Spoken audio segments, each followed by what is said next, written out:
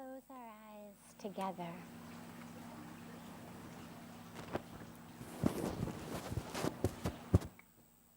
Let's close our eyes together for a few minutes. Just allow your eyes to close gently.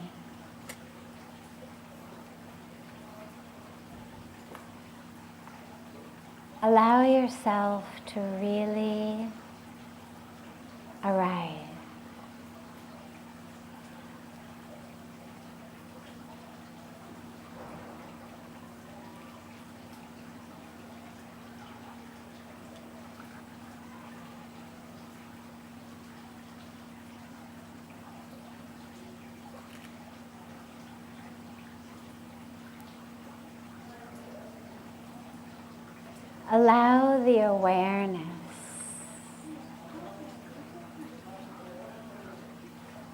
Allow the awareness to pull from the outer world, from all of the excitement,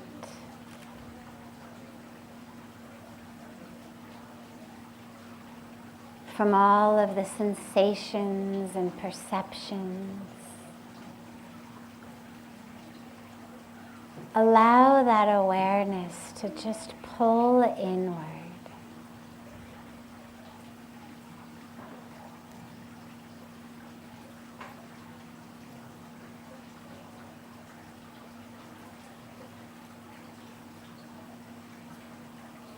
Allow the awareness to merge with your breath.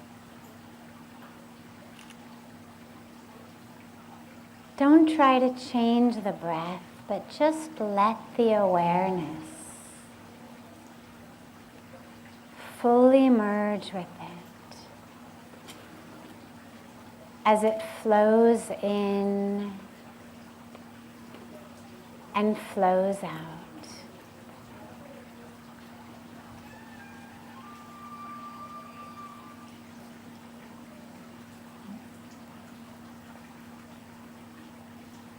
Our lives are spent in distraction. Give yourself these few moments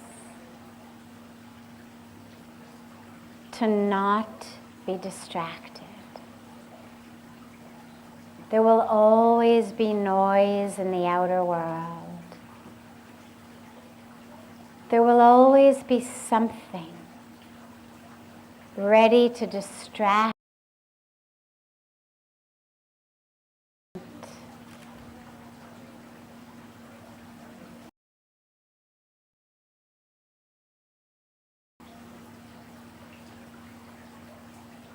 Keep your attention and your intention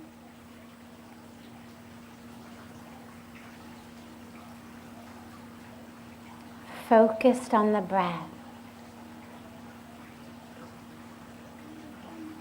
as it gently flows out and flows back in.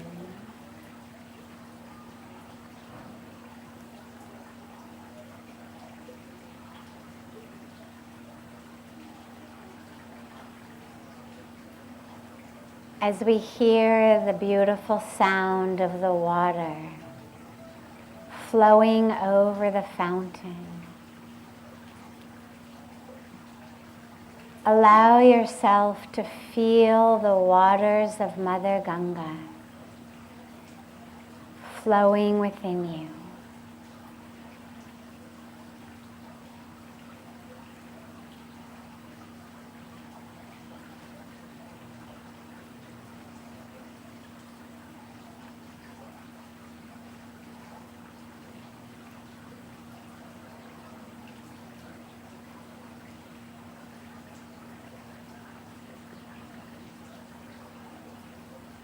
Feel that flow of Mother Ganga, the sacred waters just flowing through you.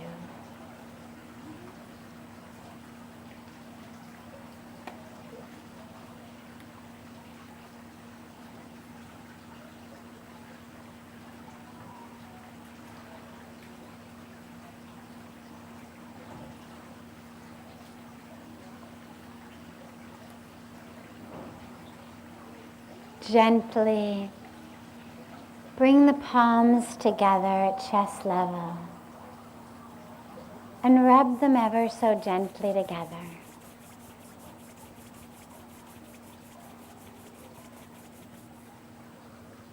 Press the palms of your hands into your closed eyes.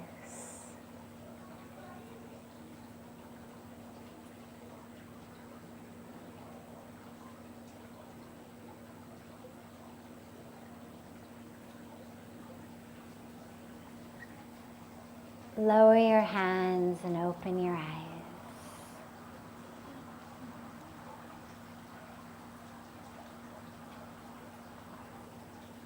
Welcome to Satsang.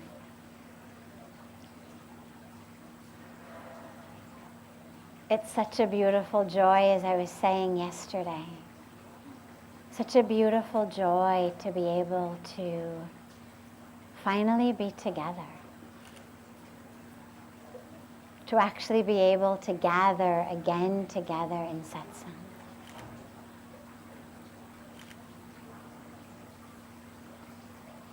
So a question came earlier that I said we'd begin with, and then we'll open it up to any questions that anyone here has.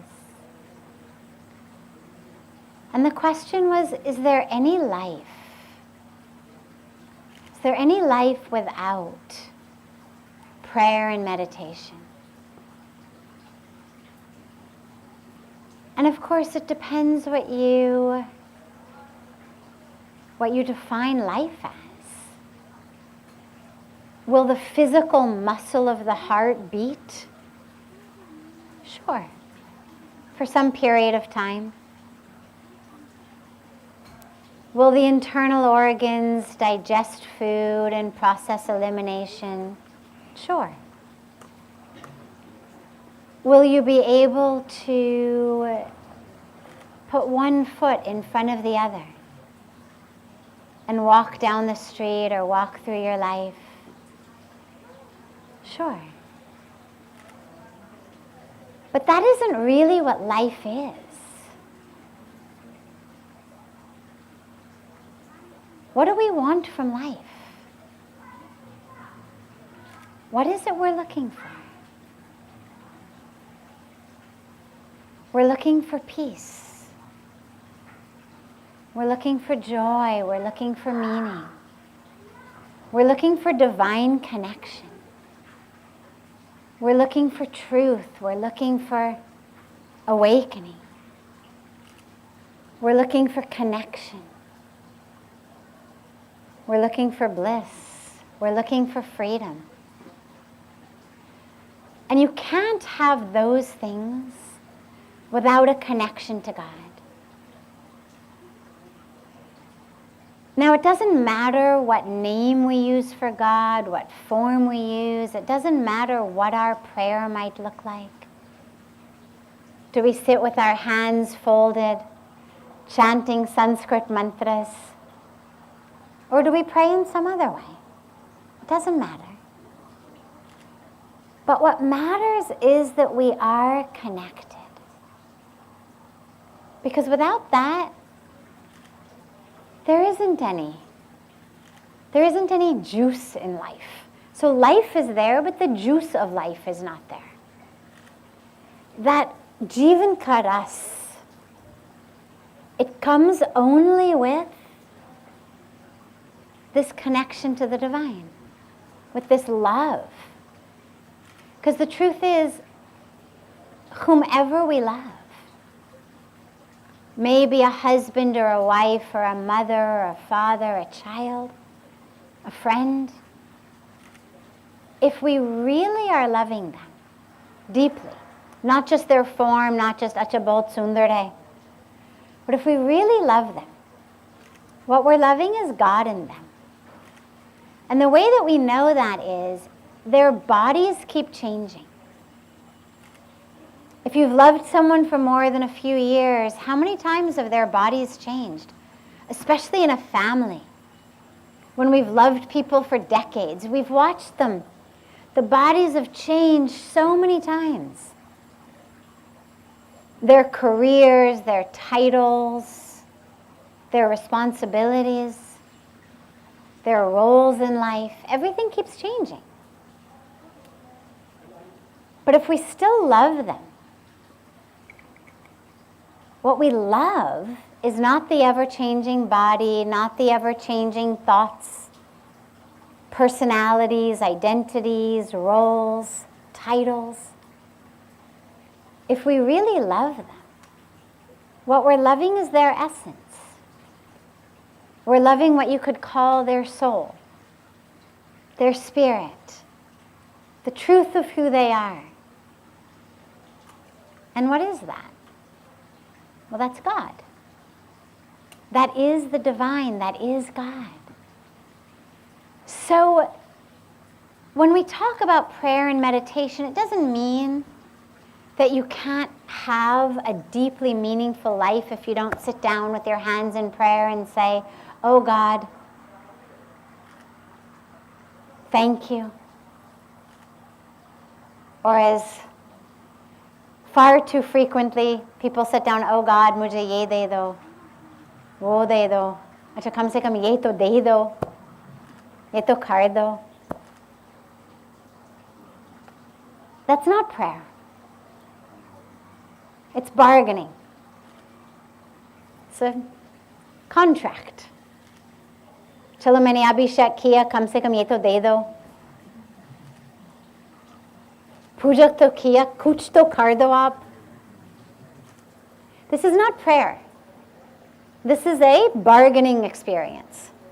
I've done this, now it's your responsibility to do that. This is like a contract basis with God.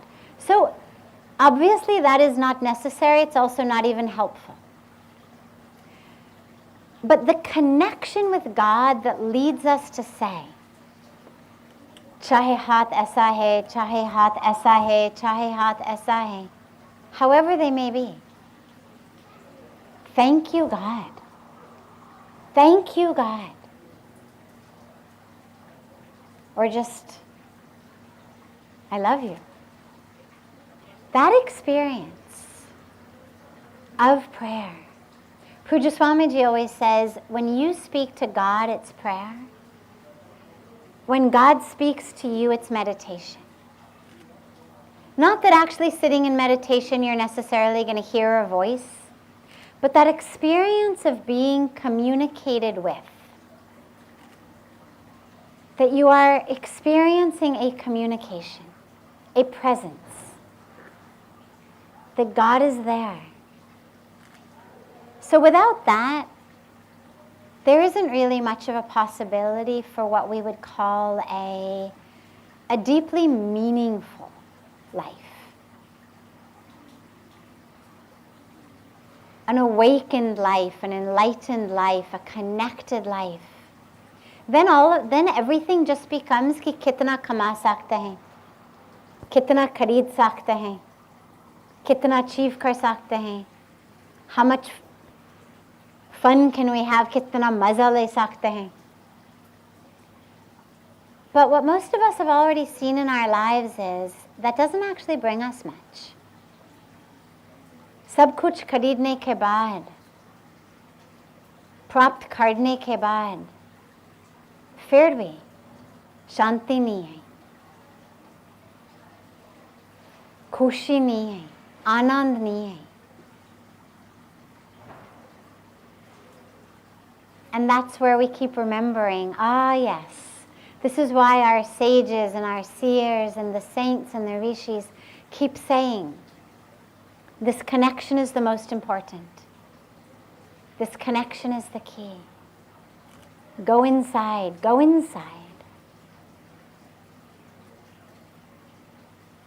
So yes, life is possible,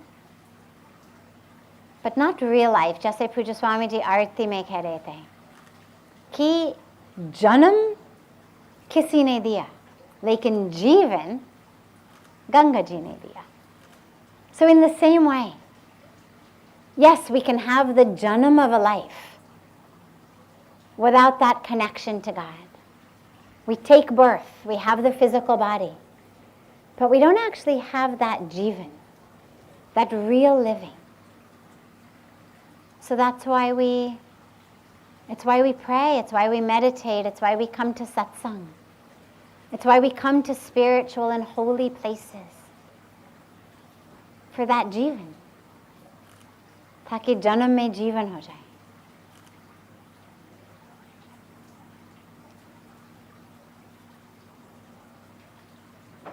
I'm happy to take any questions that anyone here might have, especially if our younger generation sitting in the back has any questions. Happy to take theirs first. And then otherwise, if anybody else has any questions, happy to take them. Yes. Namaskaram. Namaskaram. Welcome back home. Thank you. This inwards journey, we're seekers of the truth. In life, how important is it to say that truth, to speak that truth? Ah, beautiful. So, we seek the truth, but how important is it to speak that truth? Bhagavad Gita mein, Bhagwan Krishna has given us a beautiful teaching. That speech is dharmic speech, righteous speech, yogic speech, when it is true, but when it is also kind and beneficial. It's not enough just to speak the truth. You're walking out of the house, you're already late, you're going to a wedding or some big function, some big event, and your best friend or your family member says to you, Acha, do these clothes make me look really fat and ugly? Now you know, ki samay nahi hai. There's no time for them to change anything. You know you're already late. You know you are sitting in the car.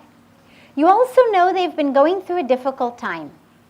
And in that difficult time, as so many people do, they've turned to something to help sort of numb their experience. People turn to alcohol, they turn to drugs, they turn to shopping, they turn to food. So you know that. You know that over these last maybe weeks or months, they've been turning to chocolate cake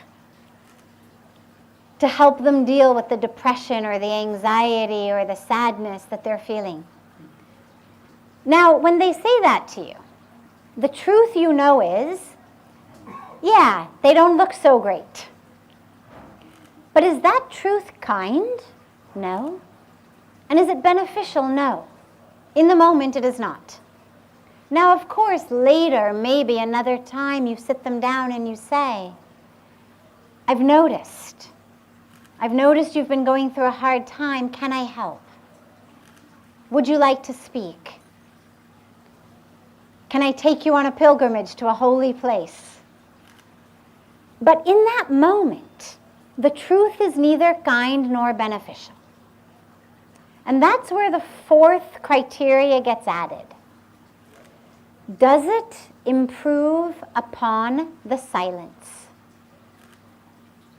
If what you are going to say does not improve upon the silence of the moment, do not speak it. So many times we just keep talking. And actually it's interesting because that was one of the things that I first fell in love with in India. Because in America, everyone just keeps talking.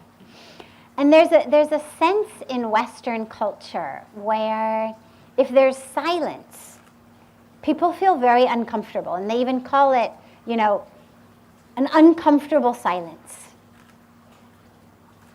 Suddenly everybody's brain starts going, Acha, what should I say? Somebody say something. Somebody has to say something. But in India, I remember when I first came, I would sit in a car from Rishikesh to Delhi sometimes with people. 3-4 people in a car. 6 घंटे किसी ने कुछ बात नहीं किया. Not because they're angry, not because they don't love each other, but just because there was nothing to say. Or maybe they would just talk about, should we stop for a cup of tea? Does anyone need to go to the bathroom? But there wasn't that compulsion to just keep talking. And I love that actually about Indian culture. I love the fact that people are able to just sit in silence. It's not uncomfortable. People's brains are not constantly saying, oh my God, I have to say something. Oh my God, I have to think of something to say. They're just comfortable in the silence. So, do you have to speak the truth that you have found? No. If it is kind, and if it is beneficial, and if it improves upon the silence, then yes, by all means, share it. But just because you know something, just because you've experienced something, doesn't necessarily mean that every moment and every situation is the right moment or the right situation for that. People have to hear things in different ways. I'll give you a personal example. So when I first came to India, I experienced God. I experienced God in the most powerful, amazing, ecstatic way. Now, as most of you know from knowing my story, at that time I was a 25-year-old PhD student. I was not a mystic. I was not a yogi. I mean, I took Hatha yoga to help take care of my shoulders from carrying a book bag around all day before iPads were invented. But I was not a mystic, not a yogi, not a spiritual person. And I had had this experience. And when I spoke to my parents on the phone, I would talk to them and I would just gush about, oh my God, I can see God in Ganga and my guru. And now, when I said that, they panicked. In their mind, oh my God, I had been kidnapped. I had been brainwashed. Some cult had grabbed their daughter. Sadly, in many ways, that's what a lot of the West hears about too much of the Indian spiritual tradition, the Indian masters. So they panicked. And every time I would gush about God and gush about Ganga and gush about my guru, they thought I was drugged or brainwashed or worse. But for me, I was always a truth at all costs type of person. I grew up like that. Truth at all costs. I didn't yet know about dharmic speech. I didn't know it had to be kind and beneficial. I thought if it's true, that's enough. And so I would keep speaking that to them. And every time I would speak that, they would get worried. And I finally realized that if I said God, or I said Ganga, or I said Guru, and I knew that by saying that, they were going to hear brainwashed, cult, kidnapped, that I was not actually speaking the truth. That if they were unable to hear it, and I knew that somewhere between my mouth and their ears, that truth was going to get convoluted into something completely different. It no longer was truth to speak it. And then I discovered that we had another alternative. And the other alternative was the seva. The schools, the children, the women, the environmental programs. Now, for me, obviously that was true. I love the seva. But ultimately what made me stay here, I mean, one could volunteer anywhere in the world. There's hungry people everywhere. There's people in need everywhere. What really made me stay was God and Ganga and my guru. But what I discovered was, if I spoke about the schools and the women's programs and the children in the hospital, they could hear that. They could hear it fully and completely. And that even though it wasn't my highest truth, since they could hear it, it actually was more true in the moment, in the circumstance, in the situation, than me saying something that I know was being interpreted as something that was the absolute opposite of the truth. So you have to also, when you think about speaking the truth, you have to also understand who is the audience. How much can they hear? And how much can they not hear? Because if your truth cannot be heard by them, then it isn't truth to speak it yet. Then you have to figure out a way for them to be able to hear it.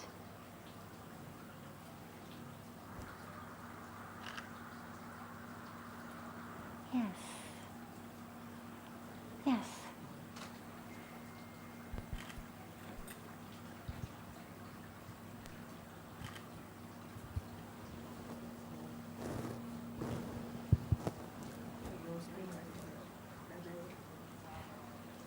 Namaste. Namaste. Namaste.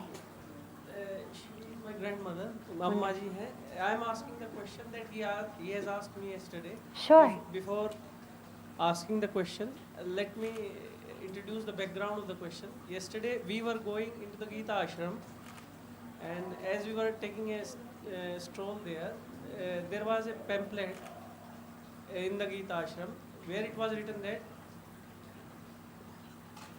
जो अपना है उसको अपना न मानना और जो अपना नहीं है उसको अपना मानना मुक्ति में बाधक something it was written like that. So she has inquisitively asked me what is written on this pamphlet. I explained that this is written like that. She has further asked what is the meaning of this statement. I told it simply that जो अपना है उसको अपना न मानना और जो अपना नहीं है उसको अपना मानना मुक्ति में बाधक है. She was okay. जो अपना नहीं है उसको अपना मानना it's bad. But when I told जो अपना है उसको अपना न मानना, मतलब she was confused and I was also confused what to explain his question. Sure. जो अपना है इसको अपना ना माने. What does that mean? It's a beautiful statement. The English of it, of course, is that which is ours, do not think of it as ours. Do not think of it that it is yours. There's a beautiful line, one of my favorites, in the Upanishads that says, Isha vasyamidam sarvam yat kincha jagatyam jagat tena tyaktena bunjita magridaha kasya swidvanam. It means, the first part of course, everything in the universe is pervaded by the divine, is divine. Therefore, tena tyaktena bunjita magridaha kasya swidvanam. Therefore, be very careful. Do not think that anything belongs to you. Do not think that anything is actually yours, because everything belongs to the divine. Everything is the divine's. It is not ours. So move through this world very carefully. ऐसे मत समझो कि अपना है. So there's a lot of different ways that beautiful teaching can be interpreted. But to me, what it means is nothing is really ours. Most of us think, chalo, ye mera hai. Right? It is not mine. In the moment, it is on my body. It is with me until someone else needs it more. But it's not mine. Nothing is actually ours. We consider at the most our bodies ours. Ye to mera hai kam se kam. My body. Well, if it's mine, then I should be able to do with it what I want, right? Means no one would ever get sick. No one would ever have a heart attack.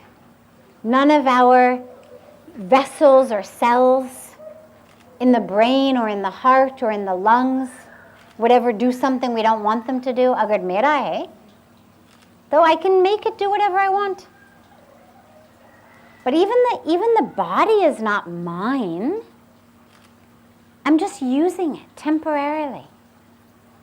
It's of the elements. Everything is the elements. It's all part of this creation. When we do puja and we offer the 5 elements back to the divine, why do we do that? We do that to remind ourselves. Everything is made of these elements, so are we. So are everyone around us.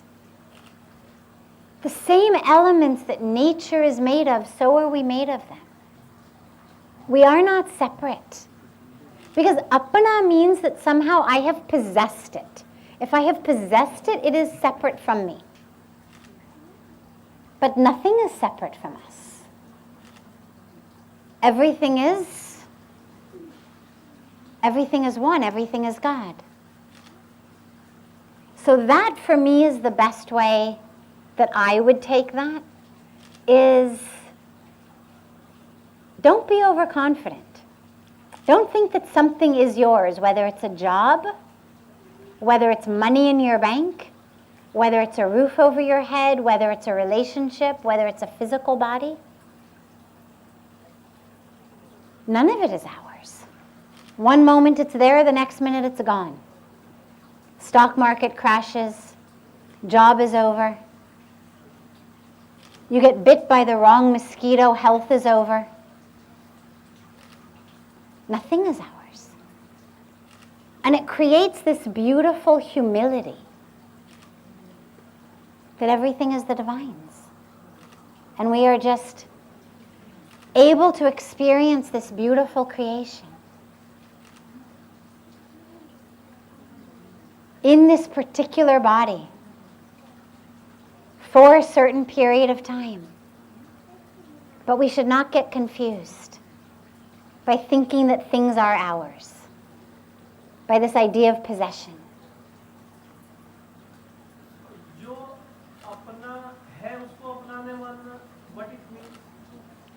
वही मैंने अभी बताया, जो अपना है इसको अपना ना माने.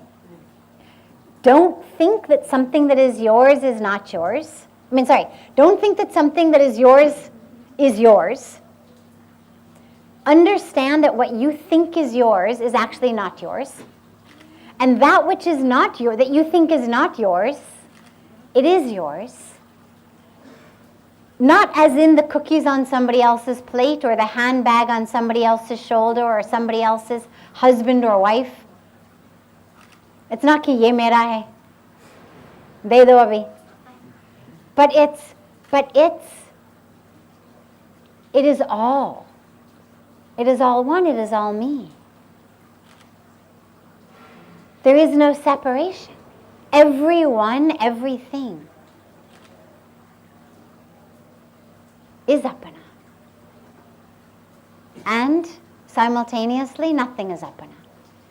Because of course, when you say apana, the question is kiska? Who is the apana? When I am saying ki ye apana hai, kiska? Me as the physical body?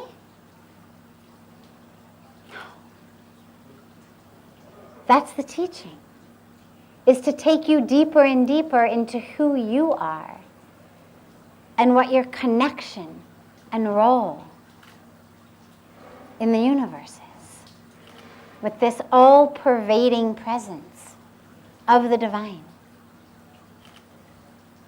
It's a beautiful, beautiful teaching.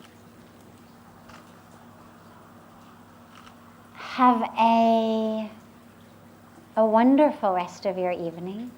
We will take more questions tomorrow as we gather again. Have a beautiful night, a beautiful day for our family joining us from all over the world. And look forward to seeing you all tomorrow.